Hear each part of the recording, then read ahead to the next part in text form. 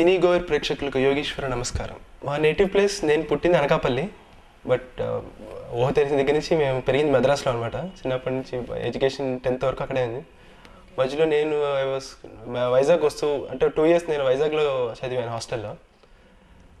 తర్వాత after 10th మేము Hyderabad shift అయిపోయాం. అవి మీకు తెలిసిందే, ఇండస్ట్రీ ఇంతకుముందు మద్రాసులో ఉండేది, మెల్లిగా ఇక్కడ షిఫ్ట్ అయింది. సో మా నాన్నగారు వాళ్ళు మేము ఇక్కడికి షిఫ్ట్ అవ్వాల్సి వచ్చింది. అప్పటి నుంచి 98లో మేము షిఫ్ట్ అయ్యాం. నేను ఇక్కడ చదివింది బీకామ్ కంప్యూటర్స్ చదువుకున్నాను. ఇంటర్మీడియట్ ఏమో Saint Mary's Junior College Yusuf కూడా ఇక్కడ అమీర్పేటలో న్యూ సైన్స్ కాలేజ్ అని ఉంటుంది. అకాడమిక్గా అంటే నేను అకాడమిక్గా చెప్పడం పెద్దగా ఏమీ లేదు, నేను ఎప్పుడు కాలేజ్ కూడా వెళ్ళలేదు. నా మెయిన్ ఇంట్రెస్ట్ అంటే చిన్నప్పటి నుంచి అని కాదు, నేను వైజాగ్లో ఒక 2 ఏళ్ళు హాస్టల్లో చదివినప్పుడు అక్కడ ఐ స్టార్టెడ్ మై మృదంగం. అక్కడ వంకాయల నరసింహం గారని మా ప్రథమ గురువు గారు. అక్కడ నేను హాస్టల్లో ఉన్నప్పుడు అక్కడ రెసిడెన్షియల్ కాబట్టి ఒక పర్టికులర్ టైమింగ్స్లో అన్నీ ఏవో చేయాలి. So music time, sports time అలా కొన్ని ఉంటుంది. సో అక్కడ ఏదో ఒకటి నావిగేషన్ ఉండాలి. అక్కడ మ్యూజిక్ స్కూల్ ఉంటుంటే నేను అక్కడ జాయిన్ అయ్యాను. అక్కడ మృదంగం, వైలిన్ 2 ఉన్నాయి. నేను కొంచెం బండోని కాబట్టి ముందర మృదంగం చూస్ చేసుకున్నాను. అలా స్టార్ట్ చేసి అక్కడ 2 years ఆయన దగ్గరే నేర్చుకున్నాను. అక్కడ ఉన్నప్పుడు వేరియస్ కాంపిటీషన్స్కి వెళ్ళి ప్రైజులు అవి వచ్చాయి. ఐ డోంట్ నో, అక్కడ నేను జాయిన్ అవుతాను అనుకోలేదు, బట్ అక్కడ జాయిన్ అయిన దగ్గర నుంచి ఇంట్రెస్ట్ అలా డెవలప్ అయింది. అక్కడి నుంచి నేను మళ్ళీ చెన్నై వెళ్ళిపోయాను, అంటే వెళ్ళాల్సి వచ్చింది. ఇన్ఫ్యాక్ట్ అకాడమిక్లో నేను కొంచెం పూర్ అనమాట. అక్కడ 2 years సెకండ్ ఇయర్ ఇంకా ఫెయిల్ అయిపోయేసరికి అక్కడ పంపించారు. మళ్ళీ చెన్నై వెళ్ళి అక్కడ సీనా కుట్టి గారని ఆయన మృదంగం ఇష్టం, ఆయన దగ్గర కంటిన్యూ చేశాను. 9th 10th అక్కడ అయిపోయాక కేమ్ బ్యాక్, ఇక్కడ మేము షిఫ్ట్ అయిపోయాం. ఇక్కడికి వచ్చాక స్టార్టెడ్ పియానో. అంటే ఇక్కడ మృదంగం అప్పటికే నేను ఒక 4 years నేర్చుకుని ప్రాక్టీస్ చేసుకుంటున్నాను. బట్ ఇక్కడికి వచ్చాక నాకు till 10th I don't know what my, అంటే నాన్నగారితో పరిచయం మాట్లాడుకోవడం అవే ఉంది, కానీ అంటే ఇండస్ట్రీ అంటే ఏమిటనేది తెలిసింది ఇక్కడే నాకు. ఇక్కడికి వచ్చి చూస్తున్నప్పుడు కొంతమంది ఇంట్లో నేను పియానో చూశాను, తెలిసిన వాళ్ళ ఇంట్లోనే. అక్కడి నుంచి I wanted to learn piano అనమాట. పియానో నేర్చుకోవడం మొదలెట్టిన దగ్గర నుంచి, అంటే సెకండ్ ఇయర్లో, ఇంటర్మీడియట్ సెకండ్ ఇయర్లో పియానో నేర్చుకున్నాను. అక్కడ స్టార్ట్ చేసి సికింద్రాబాద్లో జోసెఫ్ థామస్ సార్ ఉన్నారు, ఆయన నా పియానో గురువు గారు. ఇక్కడ లండన్ యూనివర్సిటీలో రాయల్ స్కూల్స్ ఆఫ్ మ్యూజిక్ అని ఉంది. సో వాళ్ళు ఎవ్రీ ఇయర్ ఇక్కడికి వచ్చి కండక్ట్ చేస్తారు. అక్కడ నేను వాళ్ళ ద్వారా పియానో నేర్చుకుని ఐ హావ్ కంప్లీటెడ్ 7 grades.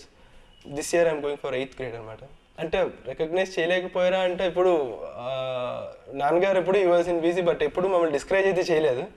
ఆయన ఫీల్డ్లో ఆయన ఉన్నప్పటికీ త్రూఅవుట్ ఎప్పుడు మేము ఏం చేస్తే అదే ఎప్పుడు సపోర్ట్ చేసేవారు. మా అమ్మగారు కూడా అయితే ఎప్పుడు మమ్మల్ని చదివించింది. అమ్మగారు ట్యూషన్స్ ఏమన్నా ఎక్కడికి వెళ్ళినా కంటిన్యూస్ ఇంట్లోనే చదువుకున్నాను.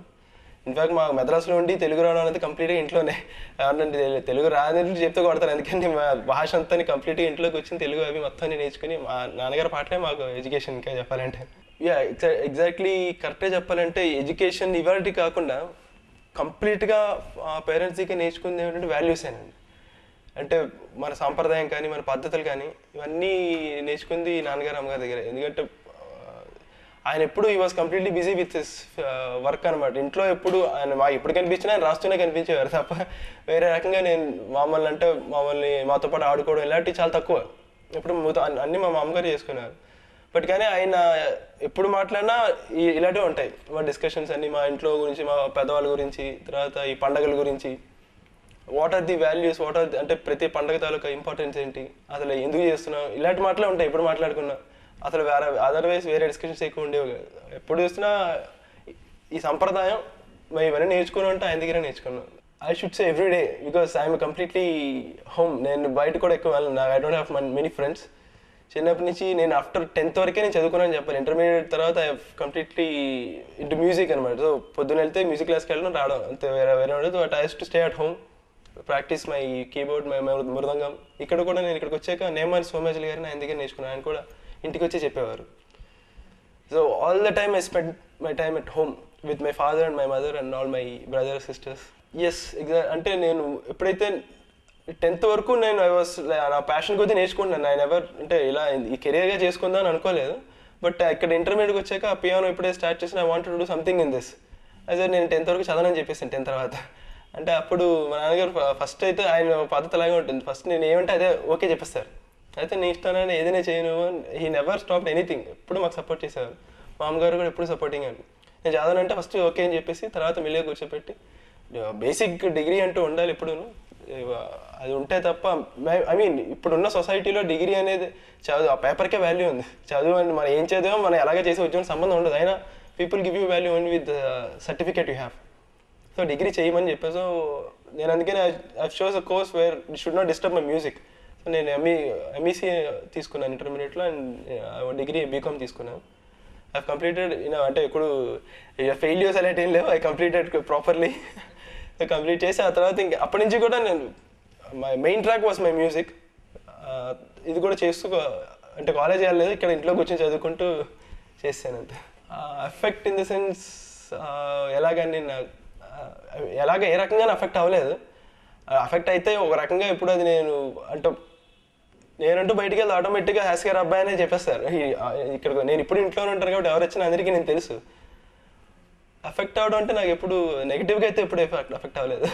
ఆయన వర్కింగ్ స్టైల్, ఆయన అంటే వర్క్లో ఉన్నప్పుడు ఆయన అసలు ఒకసారి మేము వెళ్ళినా కూడా ఎవరినో అని అడిగే స్టైల్లో ఉంటారా, అంతలా ఇన్వాల్వ్ అయిపోతారు నా పాటలో కూర్చున్నారంటే ఆ ట్యూన్ పట్టుకుని ఆ పాట రాస్తూ అందులోనే ఉంటారు తప్ప. ఒకసారి నేను వెళ్ళినా మా అమ్మగారు వెళ్ళినా కూడా గుర్తుపట్టకపోయినా ఆశ్చర్యం లేదు, అలా ఉంటుంది. ఒకసారి అది జరిగింది కూడా. మా తాతగారు వాళ్ళు అప్పుడప్పుడు ఇలా సెలవులకు వచ్చి విజిట్ చేస్తుంటే ఆయన పాటలో ఉంటారు. అరే నేను వచ్చాను అంటే ఇలా చూసి అని చెప్పి వెళ్ళిపోతారు అంతే. ఎవరో కూడా తెలియదు అలా వెళ్ళిపోతే. ఎవరో మామూలుగా వచ్చి కొంతమంది అలా నమస్కారం పెట్టుకునే వాళ్ళు కూడా ఉంటారు, జస్ట్ అలాగే వచ్చారనుకుని అలా వెళ్ళిపోతూ ఉంటారు, పట్టించుకోరు. అంటే మెయిన్ ఏంటంటే ఆ ఇన్వాల్వ్మెంట్, అలా చేయాలని అనుకుంటాను. నేను ఇంకా అంత ఇదిగా వచ్చానని నేను అనుకోవట్లేదు, but that is my inspiration. ఇంకా అలా ఉండాలని నేను ప్రయత్నిస్తున్నాను. నేర్చుకోవడానికి అనే దానికి ప్రాపర్ ఏజ్ అని ఏమీ లేదు. అంటే ఇప్పుడు ఏంటంటే చిన్నప్పటి నుంచి నేర్చుకునే వాళ్ళకి ఒక రకంగా ఉంటుంది, అలా ఒక రకంగా ఉంటుందని స్పెసిఫిక్గా చెప్పలేము. Depends upon the interest of the person. So everything ఇందులో ఏంటంటే ప్రాక్టీస్. బేసిక్గా కొంత ఉన్నప్పటికీ మనం ప్రాక్టీస్ చేయండి. ఎంత నేర్చుకోవాలనేది మన రోజుకి మ్యూజిక్ అంటూ ఎంత టైం కేటాయిస్తున్నాం దాని మీద ఆధారపడి ఉంటుంది. సో చిన్నప్పటి నుంచి నేర్చుకుంటే వాళ్ళు బాగా ఎందుకు వస్తుంటే వాళ్ళ కాన్సన్ట్రేషన్ కానీ రోజు ఒక ప్రాపర్ అవర్ వాళ్ళు అక్కడ కూడా ఉంటుంది. ఇప్పుడు కొంతమంది అంటారు ఉద్యోగం చేస్తూ నేర్చుకునే వాళ్ళు చాలామంది ఉన్నారు. వాళ్ళు కూడా ఆ ఒక గంట నేర్చుకుని ఆ గంట కంప్లీట్ దాని మీద కాన్సన్ట్రేషన్ ఉంటే చాలు, డెఫినెట్గా వస్తుందని నా నమ్మకం. యాక్చువల్గా అదృష్టం నా ఫస్ట్ సినిమాకే దక్కింది. నా మొదటి సినిమాగా నేను పాటలన్నీ మా నాన్నగారి చేత నేర్చుకున్నాను. So really I'm very happy and proud కూడా. యాక్చువల్గా ఇక్కడ నేను చెప్పాను కదా, దిస్ ఈస్ మై మా నాన్నగారి ఆఫీస్లోనే నేను I kept my equipment everything. I use to practice every day here. నేను ఎప్పుడు రోజులో ఆల్మోస్ట్ ఇంట్లోనే ఉంటాను కాబట్టి all the time I keep banging my piano. ఎవరు వచ్చినా అందరూ దే యూస్ టు లిసన్, కొంతమంది వింటూ ఉంటారు. అలాగే చాలామంది రైటర్స్ కూడా వస్తుంటారు. సో అబ్బూర్ రవి గారు యూస్ టు బీ హియర్ అనమాట. ఏదో వేరే సినిమాకి వచ్చినప్పుడు ఆయన ఇక్కడ ఉన్నారు.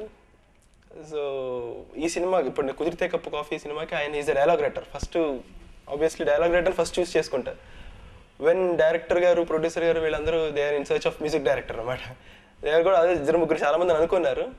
అందులో అలాగే ఇలా already I think they fix somebody వాళ్ళ దృష్టిలో ఎవరో ఉన్నారు. సో అప్పుడు అబ్బూర్ రవి గారు చెప్పారు, ఇలా మాటలు వచ్చి ఇలా ఉన్నాడు ఇతను, రోజు అదే ప్రాక్టీస్ అదే పనిలో ఉంటాడు, చూడండి if you want to try just give a try to him అని చెప్పి ఈయన సజెస్ట్ చేశారు అన్నమాట.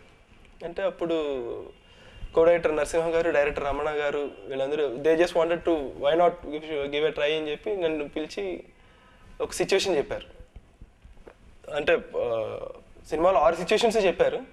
సో సిచ్యువేషన్స్ చెప్పి మీరు ఏదో ఒక దానికి మీరు జస్ట్ మీ ట్యూన్ చేసుకున్నాను అని చెప్పారన్నమాట.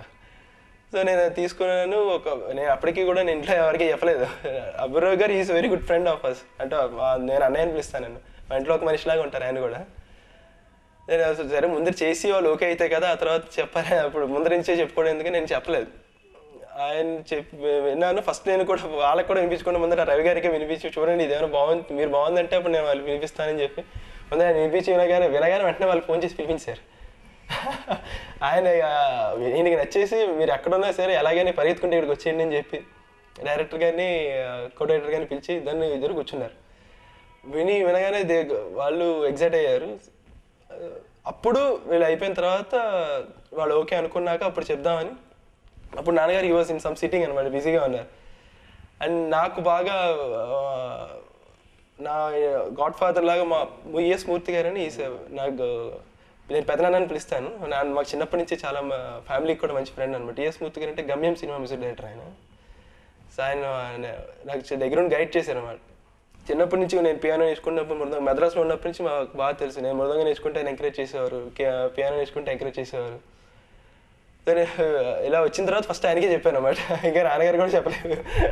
ఇలా వచ్చింది అంటే మీరు నన్ను చేస్తున్నాను, మీరు నన్ను గైడ్ చేయాలి అని చెప్తే ఆయన చాలా ఆనందమైపోయి అప్పుడు ఇద్దరు అప్పుడు అబ్బూరి గారు డైరెక్టర్ గారు అందరూ వచ్చి అప్పుడు తీసుకెళ్ళి నేను ఇలా మీ అబ్బాయిని మ్యూజిక్ డైరెక్ట్ చేసిన వాళ్ళు చెప్పారు మా నాన్నగారు. అప్పుడు అవునా ఏ సినిమాకి ఆయనకి ఇంకా ఏమీ తెలియదు, ఎప్పుడు చేశారు, ఎప్పుడు ఒప్పుకున్నారు, ఏ పాట చేశాడు, ఎలా చెప్పారంటే అప్పుడు మొత్తం హిస్టరీ అంతా చెప్పాను అనమాట.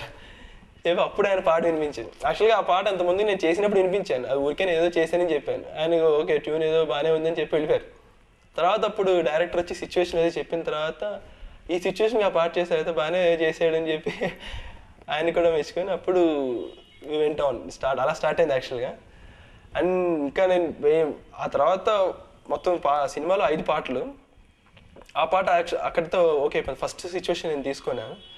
ఆ తర్వాత ప్రతి సిచ్యువేషన్ కూడా నాకు ముందులో నేను నాకు చాలా అదృష్టం ఏం చెప్పాలంటే టీమ్ బేసిక్గా మహి అని ప్రొడ్యూసర్ గారు, Ramana Salva is the director, and Narasimha garu co director గారు. బ్యూటిఫుల్ టీమ్ అండి నిజంగా. ఎక్కడ కూడా అంటే ఇబ్బంది పడ్డాను అంటే ఆయనకి ఇచ్చే సిచ్యువేషన్స్లో ఇచ్చిన క్లారిటీ కానీ మేబీ ఆటోమేటిక్గా వాళ్ళు సిచ్యువేషన్ అనగానే అలా ఉంటుంది ఇలా ఉంటుంది కొన్ని రెఫరెన్సెస్ కూడా ఇస్తారు. ఆ రెఫరెన్సెస్ కానీ ఎక్కడ కన్ఫ్యూజన్ లేకుండా చాలా క్లియర్గా చెప్పి ఒక రకంగా ఏంటంటే నాకు ఎక్కువ నేను ఆప్షన్స్ కూడా ఇచ్చే అవకాశం లేకుండా నేను చేసిందని ఓకే అన్నారు. అప్పటికి నేను ఒక 4-5 ఆప్షన్లు ఇచ్చిన చాలా బాగా నన్ను సపోర్ట్ చేశారు. బీయింగ్ ఫస్ట్ టైమర్ నన్ను ఎక్కువ ఇబ్బంది పెట్టకుండా నాకు ఎప్పుడు ప్రెషర్ కూడా ఇవ్వకుండా వాళ్ళు ప్రెషర్ అంతా వాళ్ళు తీసుకొని నాకు ఇవ్వకుండా చాలా వెరీ గుడ్ టీమ్ అనిపించింది నిజంగా. ఫస్ట్ సినిమా ఇంత మంచి టీంతో రావడం నిజంగా నా అదృష్టమే.